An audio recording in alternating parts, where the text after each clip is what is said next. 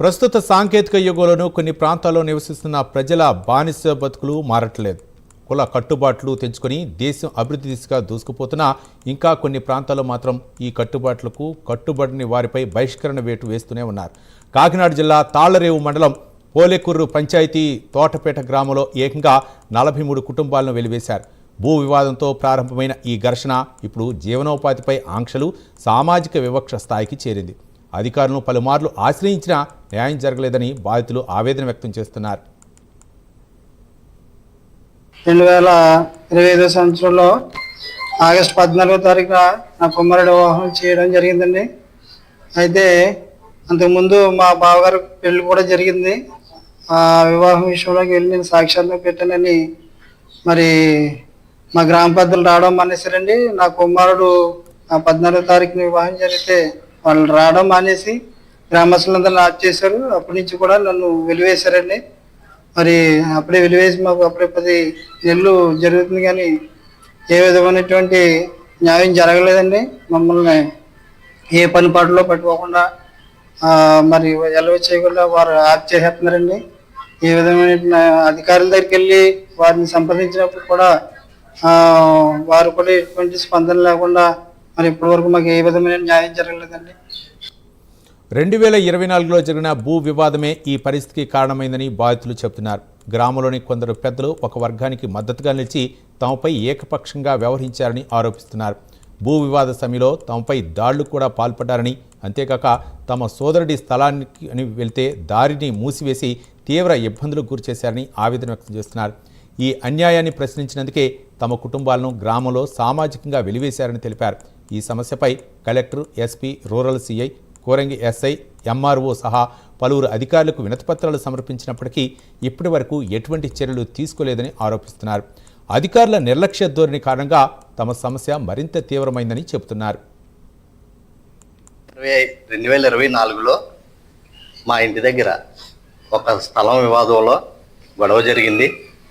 ఆ గొడవ విషయంలో గ్రామ పెద్దలు సమానంగా వ్యవహరించకుండా ఒక వర్గానికి కొమ్ము కాసి మా మీద దండెత్తారు.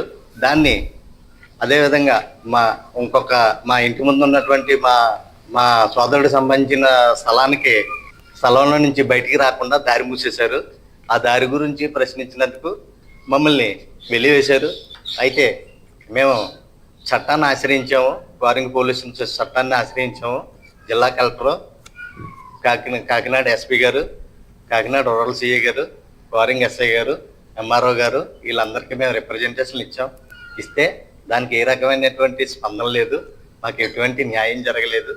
అయితే మాతో పాటు ఇంకొక 42 మంది ఫ్యామిలీల్ని మా గ్రామంలో ఉన్నటువంటి పెద్దలు రేవు భద్రయ్య గారు, ఉడ వెంకట రామకృష్ణ గారు, ముండ్రు సత్యనారాయణ గారు, గుడితి సత్యబాబు గారు, దడాల బాలరాజు గారు, వీళ్ళు గ్రామ పెద్దలు.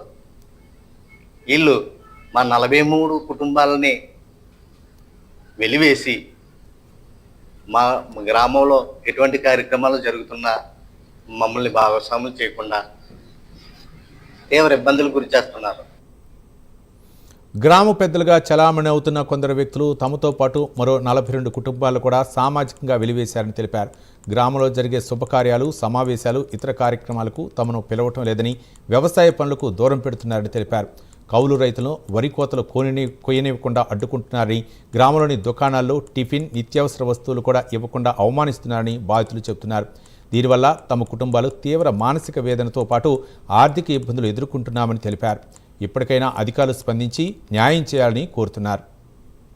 చిన్న చిట్టుగా కూలి పనులు చేసుకునేటటువంటి వారము అయినప్పటికీ ఆ పనులకి వెళ్లకుండా మాకు పని చెప్పే యజమానులతో కూడా వీళ్ళు వెలేసాము, మీరు పని చెప్పకూడదని వాళ్ళు బెదిరించి మమ్మల్ని ఇప్పటి వరకు కూడా ఏ పనులను కూడా ఎలవ చేయకుండా ఆఫ్ చేసేస్తున్నారండి. మరి అలాగే ఇక్కడ దగ్గరలో కోరంగేశ్వరి గారికి మరి ఇక్కడ ఉన్నటువంటి ఎంఆర్ఓ గారు కూడా ఇవ్వడం జరిగింది. వారి సమక్షంలో కూడా ఒకసారి తీర్చడం జరిగింది, చేతులు కలపడం జరిగింది. అయినప్పుడు కూడా మరలా వాళ్ళు వెంటనే అధికారులు వెనక్కి తిరిగిన వెంటనే మరలా మా పరిస్థితి యథావిధిగానే వాళ్ళు పెట్టేశారండి పేరు. కానీ మాకు ఏ విధమైనటువంటి న్యాయం జరగట్లేదు కనుక దీన్ని మరి మేము ఎంత మాత్రం ఎవరితోడు గొడవలు పడలేదు, ఎవరిని కొట్టలేదు, ఎవరిని కూడా మేము ఏ విధమైనటువంటి నేరారోపణలు చేయలేదు ఎవరి మీద. అయినా మేము చేయని నేరానికి రండి, శుభకార్యం జరుగుతుంది, నా కుమారుడు పెళ్లి జరుగుతుంది, వచ్చి వారిని దీవించండి మేము పెద్దల్ని అడిగితే వాళ్ళు ఈ రీతిగా మమ్మల్ని వెలివేసి ఇప్పటి వరకు మమ్మల్ని చాలా ఇబ్బందులు పెడుతున్నారు.